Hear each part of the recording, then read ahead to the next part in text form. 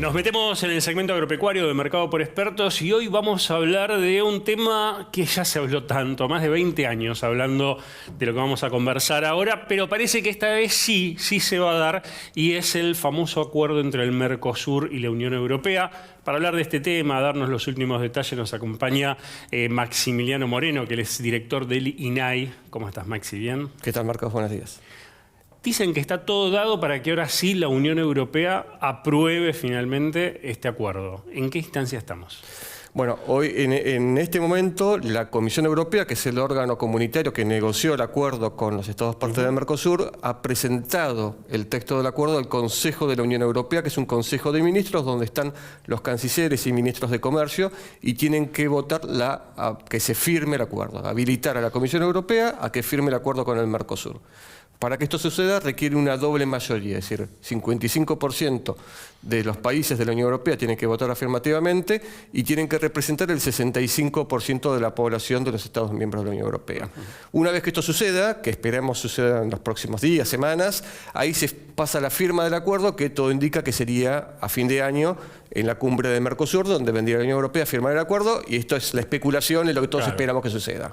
Y a partir de ahí, los parlamentos, tanto de los países de Europa como los del Mercosur, tienen que darle la aprobación para que ya entre en vigencia, entre a funcionar. Exactamente. Ahí tenemos dos buenas noticias. Por un lado, es que el acuerdo puede entrar en vigor de forma provisoria, es un tecnicismo jurídico, solamente con la aprobación del Parlamento de la Unión Europea. Es decir, no hace falta que los 27 parlamentos lo aprueben. Esto es un mecanismo que tiene previsto la Unión Europea, porque si no, imagínate que tardaría muchísimo más tiempo. Entonces, si el Parlamento de la Unión Europea lo aprueba y se ratifica, puede entrar en vigor de forma provisoria, y ahí, de nuestro lado, hay un mecanismo de bilateralidad. Es decir, basta que Argentina, por ejemplo, lo apruebe y lo ratifique para que entre en vigor entre la Unión Europea y Argentina, y no hace falta esperar a Brasil, Paraguay y Uruguay. Así que el mecanismo de entrada en vigor es bastante más sencillo que lo que uno podría presuponer. O sea, ahora lo aprueba el Consejo, se firma y después el Parlamento Europeo también lo tiene que aprobar, ¿o ya con esa firma está?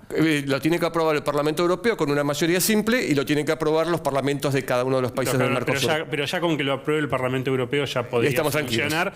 Vendrá para 2026 el laburo legislativo en la Argentina, veremos qué hace Brasil, Uruguay, cuestión de ellos, ¿no? Exactamente. Pero vendrá el laburo parlamentario.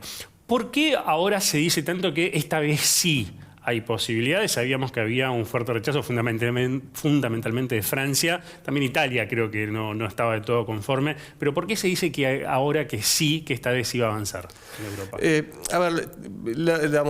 Las dificultades en términos de comunicar el contenido del acuerdo y ciertos prejuicios de qué es lo que tiene el acuerdo estuvieron históricamente, están y posiblemente estén, tienen que ver muchas veces con algunos defectos en la información en cuanto a cómo va a comerciar Mercosur, básicamente los productos agrícolas. Hay mucha mala información y mucho prejuicio y mucho mito. Eso, por un lado, es importante transmitir correctamente que el acuerdo no implica mandarle productos deforestados a Europa, mandarle productos que no se ajusten a los estándares sanitarios, romper el mercado europeo. La verdad que las cuotas son importantes para nosotros, pero las cuotas agrícolas son una porción muy chica del consumo y de la producción europea, con lo cual, por un lado tenemos eso y cierto prejuicio que hay, sobre todo en Francia, con respecto al acuerdo. Lo que tiene de particular ahora es que el contexto geopolítico cambió. Si el mundo se ha hecho cada vez un mundo más complejo, las barreras al comercio, ya sean aranceles o barreras no aranceleras, se hacen cada vez más frecuentes, y da la sensación de que en este contexto Europa está buscando nuevos aliados y mira a Mercosur. Siempre lo miró de forma muy especial, pero ahora, bueno, claramente se generan nuevos esquemas de alianzas donde los puentes comunicantes con Estados Unidos están, pero deja de ser un socio tan confiable y miran a Mercosur como un potencial aliado en términos de provisión de materias primas, recursos naturales, productos agrícolas, minerales. Así que somos positivos y creemos que la Comisión Europea, que es quien en definitiva la contraparte, va a hacer ese trabajo fino con los países, explicando mejor el acuerdo y tratando de generar las herramientas para que esta vez sí se apruebe. Vamos a un paso anterior, que es entender los acuerdos comerciales. Más allá, y para el final me contás la letra fina de cuánto nos puede beneficiar a nosotros, pero más allá de eso, ¿qué implican hoy los acuerdos comerciales a nivel global dentro de lo que es el comercio global, valga la redundancia?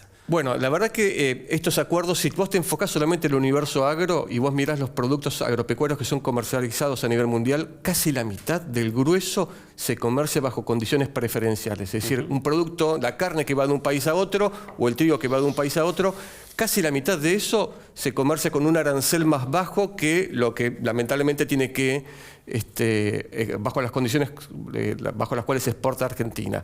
Esto lo que te hace es restarte competitividad. Es decir, cuando Australia, Canadá, Nueva Zelanda, la Unión Europea, Estados Unidos exportan y venden sus granos o sus carnes o sus alimentos, tributan menos de lo que tributa Argentina. Y esto es lo que hace que sea difícil insertarte en estas cadenas globales de valor. Nuestras exportaciones crecen, pero cuando vos mirás, te comparas con otros países, crecen menos. Y esto de alguna manera explica el motivo. Estos acuerdos básicamente lo que generan son marcos regulatorios a partir de los cuales los países van bajando sus aranceles de importación, en algunos casos a cero, en otros casos con algún cupo, es decir, se limita el volumen, pero bajan sus aranceles de importación y a su vez crean las condiciones, las disciplinas para que el comercio no tenga barreras no arancelarias, o si en algún momento surge algún conflicto se pueda resolver de manera más rápida. Entonces, esto básicamente te hace un socio preferencial y hace que vos puedas desarrollar negocios de manera mucho más previsible. Estos son, en términos generales, los acuerdos de libre comercio que desde los 90 se vienen firmando. Claro, sí. Y Mercosur tiene muy pocos. La verdad que tiene acuerdos con solamente el 8, 9, 10% del PIB mundial, y si vos te comparás con otros países y estás en una gran desventaja. Más allá de este acceso preferencial, ¿qué ventajas le da al bloque esto de ya tener un acuerdo, y va a ser el acuerdo más importante por lejos de los que tiene? Y si vos me preguntás, yo creo que un gran activo que tendría el bloque es estabilizar políticas. Y acá hablamos de estabilizar políticas de los dos lados. Por un lado, del lado europeo, que en un contexto de mucha incertidumbre y mucha volatilidad a nivel internacional, que vos digas, estos son los aranceles y estas son las condiciones no arancelarias de comercio, te da como una garantía de que mañana no vas a tener grandes sobresaltos en los flujos comerciales de la Unión Europea y que a lo mejor van a ser otros los que van a tener que atravesar mayores dificultades porque le subieron los aranceles o le establecieron otras condiciones para poder vender. También tiene un activo desde el punto de vista de la Argentina. Lamentablemente estamos acostumbrados a tener mucha oscilación de políticas y digamos, la incertidumbre. Lo único constante es el cambio en nuestros países, así que de esta manera también se genera estabilización de políticas desde nuestro lado. Te doy un ejemplo muy concreto. Las de JAI, que tanto se sufrieron en el último tiempo, los ROEs, cupos de exportaciones o cupos de importaciones, bueno, con este acuerdo no podrían estar más vigentes. Entonces, no solamente hay que verlo en términos de cómo vos mejorás el acceso al mercado europeo, sino también cómo va generando un marco de estabilidad de políticas públicas en Argentina, que es fundamental no solamente para el desarrollo de negocios, sino también para atraer inversiones y dar previsibilidad a los actores económicos que quieren pensar en 5 o en 10 o en 15 años. Y por ejemplo, con estos ejemplos que me estás dando, el tema de retenciones, que muchas veces nos generaron dolores de cabeza en los mercados porque decían, che, esto es una forma de bajar artificialmente los costos de producción, y venían las denuncias por dumping y todo eso. ¿Hay algo que esté contemplado dentro de esa letra que los compradores observen, che, ojo con la política impositiva que están haciendo, en este caso impuestos a la exportación? Bueno, hay un capítulo específico sobre el tema de derechos a las exportaciones. Básicamente el capítulo lo que dice es que 3 años después de la entrada en vigor del acuerdo, Argentina no puede aplicar ningún derecho de exportación a ningún producto, por supuesto que vaya a la Unión Europea, que es el ámbito de aplicación del acuerdo.